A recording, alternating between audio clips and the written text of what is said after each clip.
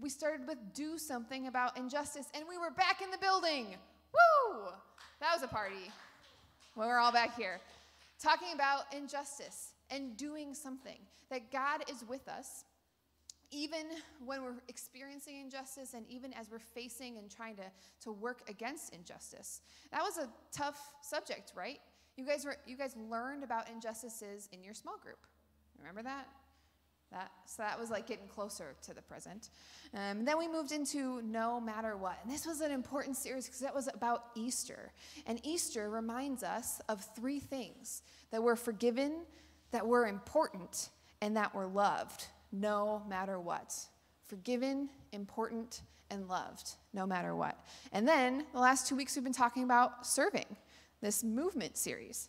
That we like serving when it's easy sometimes, but that Jesus calls us to serve even when we don't have to, and even when we might not really want to do it. But we serve anyway because Jesus does it. So that was a really big, long line of subjects we talked about this year. And I was looking back at those and I was like, wow, didn't really pick some of those because there was any rhyme or reason. It was just kind of, that's what we needed to talk about. At the beginning of the year, we needed to talk about comparison. Midway through the year, we needed to talk about injustice. End of the year, it was important to talk about serving others. These were all important things, even though they didn't really all mesh up together. But as I looked back on those, I picked up on three major themes that I hope you learned this year. And if not, I want you to remind you of these three most important things that we talked about in some form in all of these series. The first one is that God sees you. God sees you. The infinite God of the universe who created all things sees you, which is huge. Sees you behind the mask, sees you when you're at home. God sees the way you compare yourself to others, sees what your situation looks like at home. God sees your questions and your doubts. God sees the injustices that you see. God sees the hard stuff that you're going through. And that's hard to believe sometimes, but that's the truth. We talked about that in so many different ways. That God formed your innermost being, that even the parts of you that you can't see, God knows. He knows every hair in your head, every thought in your head, every emotion that you feel. And God says you are forgiven, you are important, and you are loved no matter what. Exactly as you are, exactly as you were created to be, you are loved. He sees you. He says, you're my daughter, you're my son, you are loved. And that's a huge, huge truth. God sees you. Second, God is with you. We talked about this in many ways. We talked about this with our family, with injustices, with serving. As we encounter hard things, as you stand up against injustice, as you face hard conversations with family and friends, as you go to school or stay at home or go out and serve, God is with you. You don't face anything, any situation in your life on your own. No matter how dark it might seem, God is with you. And I saw that. We reminded each other of that God is with us as we gathered, as we were the church, even as we were online and separated from each other. We were reminding each other all the time that God is with us. God is with you, too. The third thing we talked about in lots of different ways is that God will use you. There are big and heavy things going on in the world right now. Yes? Yes. Big things. But you are not useless, even as a middle schooler. You have a role to play. God is with you, and God will use you to make a difference. Even if you don't believe it now, He is with you, and He is guiding you, and He's putting you in situations where you can make a difference. He will use you to make a difference in your families, in your schools, in our community, and in our world. And I know that because I've seen it. His plan is to use you to build His kingdom of justice and mercy and love. You. And that's a really big deal. And I want you to know that you are valuable, that God sees you, that God is with you, and God is going to use you to do big things that you can't even imagine right now. Because that's what He does, and that's who God is. This is why we gather, this is why we talk, this is why we play, this is why we worship together, to remind each other over and over of these truths, and so many others, that God sees you for who you are, God is with you in all things, and God will use you to make a difference in our world. And I'm not the only one that has these words for you. I just went back and looked at all the words we talked about this year. But I've asked your leaders, your small group leaders, to think of some words of encouragement for you, some words that they want you to hear. And so I've invited them to come on up, and they're going to share some of the words that they have for you, just a few sentences each, because you hear a lot from me, but you don't always get to hear directly from your leader about things that they want you to take away from this year, the ways they've seen God in you. So leaders, you guys can come on up on either side over here and share your words with this group of Fuel of 2020, 2021.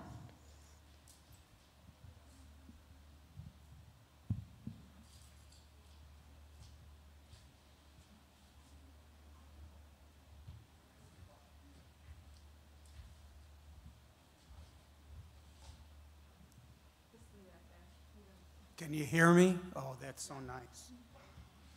Okay, words for you, things I've thought about. Resilient. You've been resilient. You've held up. You've been strong. You've been beat on. You've been pushed, and you've bent, but you didn't break. You've been adaptable. All the changes we've gone through, all the changes here at Fuel we've gone through together, online, back together. You've been adaptable. And finally, you've been full of grace. I'm so grateful that you pray for each other and that you pray for me. I couldn't ask for anything more. I have been blessed to be with you this year. Thank you.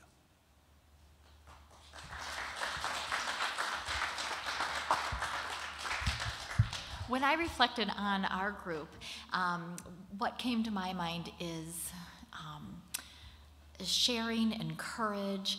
I love how our group invited friends upon friends in the times that Bill just talked about. So when you have to wear a mask, and even if you're with a friend, you still have to be 6 feet away from your friend that's in this building for the very first time. And so I just thought of courage and love and compassion and the way the girls aren't afraid to, at school, talk about God and invite someone to church at school, because that's a really hard thing. So that's what I think for my girls.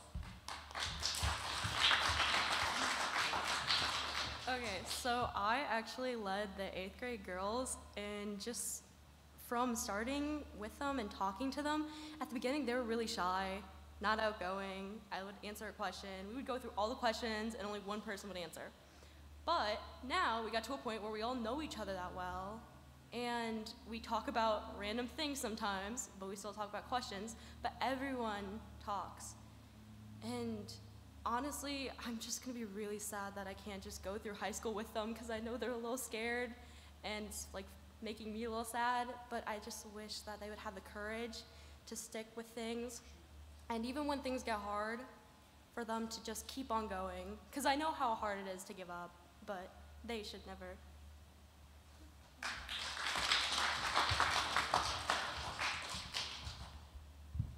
Hi. Whoa, I don't even need this microphone. After working 10 hours a day with daycare kids, I have to be honest that the last place I want to do is go somewhere.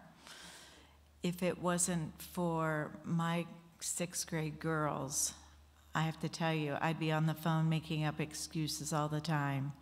You girls have encouraged me. You were the bright spot of my day when my daycare kids were screaming, "Miss Debbie, Miss Debbie, Miss Debbie." You were open with each other. You welcomed new students. You had your own opinions. There was never a quiet moment, but yet I felt a closeness, and for that I'm very grateful. So thank you, and I look forward to seeing you next year.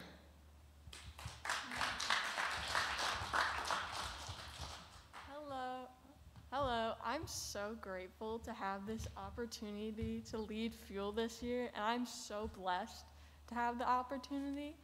And I've seen God grow your connections together through inviting people to church and then also to God. Like, you guys have grown so much and been able to open up so much. It's made me so happy, and I wanted to let you know that you all put smiles on my face every time I come here.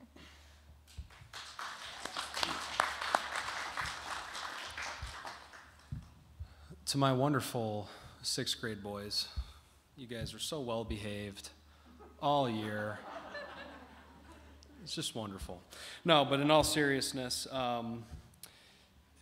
it really is encouraging to come here. I mean, I'm not that far out of where you guys were, and it's, as I continue in my own faith journey, it's always refreshing to have conversations and have discussions that are going to be impactful for you guys, but it's also impactful for, I know, for me and Neil and all the other 6th grade leaders and all the other leaders as well. So one thing I will challenge you guys and the rest of you this summer is, let's think about the things that we talked about this year, similar to school, right? You don't want to forget everything, so we come back next year and forget everything. So keep up the good work with your faith journey, keep each other accountable, and we'll look forward to seeing you all next year.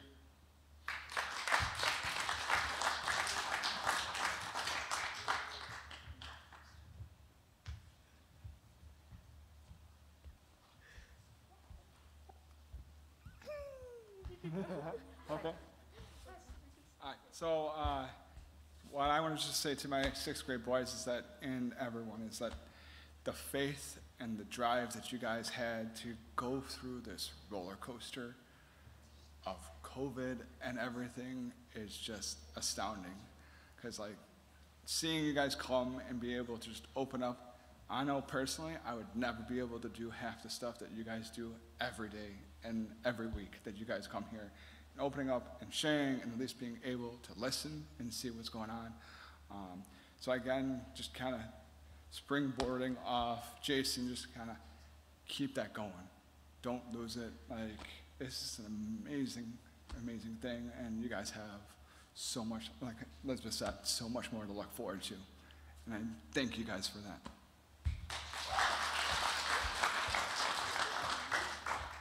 Okay, hi. I was a leader for one of the 7th grade groups. One of the things I loved about them was how, like, open and, like, willing to talk about anything they were. This is, like, my first year leading as a small group leader, and honestly, I was absolutely terrified, but they were very welcoming from the very start, and, like, their openness helped me, like, get better too. And I've just loved seeing how much you guys have grown, and how much, like, you're welcoming the new people in our group, because we've had quite a few this year, but you guys are always so, like, inviting to people. So.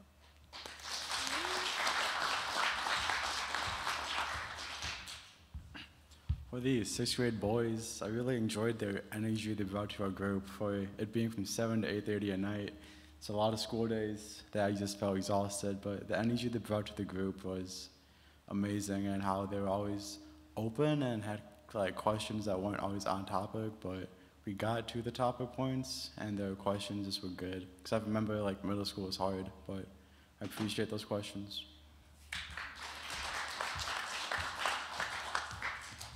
Well, fellas, your name tags may say 8th grade boys, but the reality is, since I've known you since 4th grade, I've really seen you mature every year to become young men.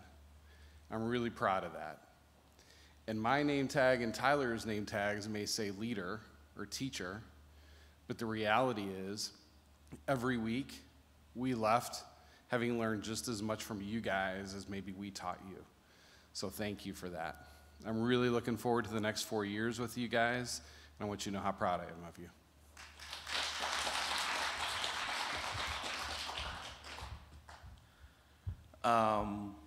Man, you stole it. I don't like you.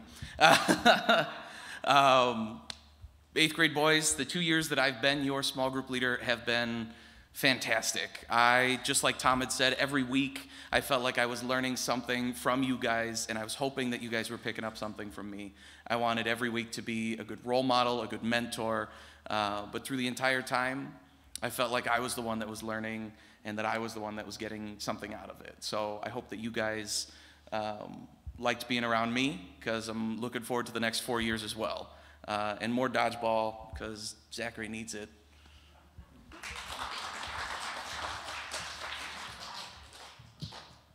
So I helped out with the 6th grade girls, and it was my first year leading and helping out, and I was a little nervous, but the 6th grade girls made it very welcoming. And when I was told I was helping out with 6th grade girls, I thought like they were just not going to talk that much, but they actually talked a lot, and we had a lot of deep conversations, and I hope to lead with you next year.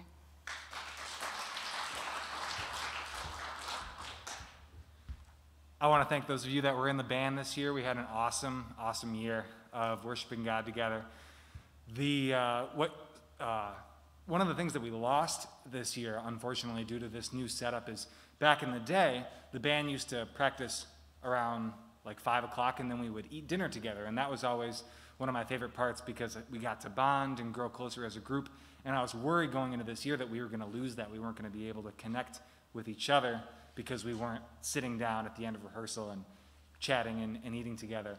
But I saw you guys grow as friends together so much more than I would have ever expected. And so that's all you guys. You know, you guys connected with each other. You were texting each other.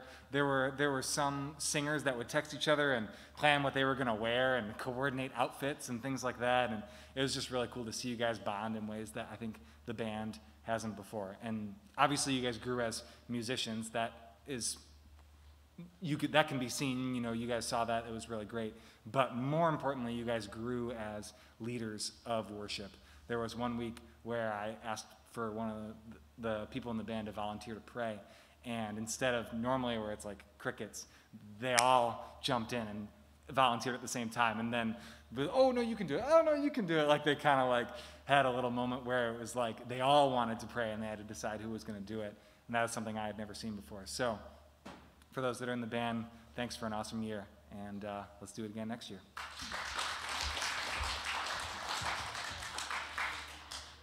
And some of those things you might have heard and thought, that's no big deal.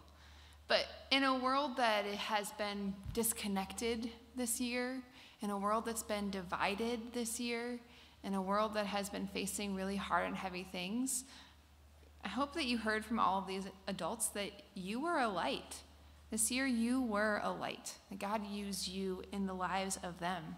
And I hope that the same is true, that God has used them in your life too. But I know that God will continue to use you in big ways because he has used you in big ways this year. So I'm going to wrap up our time tonight with just praying for you guys, and then we're going to dismiss to small group time. So God, I pray for these students. I thank you for the gift that it has been to gather together in the midst of hardship, that we have found new ways to be fuel, to be the church, and that you've given us all kinds of ways to continue to gather. And God, we thank you for that. Thank you for being the light in this place, for making Fuel a place where we can praise you and have fun and ask hard questions and build community that matters. You've made this a safe space, God, through us, and so we thank you for that. I pray as we go into the summer that all of these students would remember that they are welcome here, that they are known here, and that you see them, that you are with them, and that you love them and will use them for incredible things. We pray all this in your name, Lord. Amen. All right, I have 3 announcements for you before we head to small groups. The first one is that Week of Hope is happening. So we've sent registration out. Registration is live. So we're going on a mission trip this summer, which is crazy. It's an overnight mission trip. So if that's something that you're excited about, if your parents are comfortable with that, have them reach out to me. We're going June 27th to July 2nd. That's going to be an awesome trip in Kenosha. 2, Summer fuel, so that we take a little bit of a slower pace in the summer and have one meeting in June, July, and August. So here are the dates for summer fuel. If you want to take a picture of that and save that in your calendar, we're going to send that in email and text message and stuff as well, so that you know on these days summer fuel is happening. We will play games, we will hang out together, and if you're in 8th grade, this is also Summer Ignite dates. So Summer Fuel and Summer Ignite will be on the same night this year, and we'll have separate Fuel and Ignite, but these are also the dates for our 8th grade students. And then last but not least, make sure that you follow us on all the social medias. We're not on TikTok yet, but maybe that will happen this summer if you really ask for it. But we are on Instagram, so follow us on Instagram, because we'll also keep updated with things that are happening this summer and just encouraging videos and things as we go along. So make sure you're following us there. And that's all I got. So peace out to our live stream. Say goodbye to them one last time. And then I'm going to send you off to small groups. So we will start with our 6th grade girls.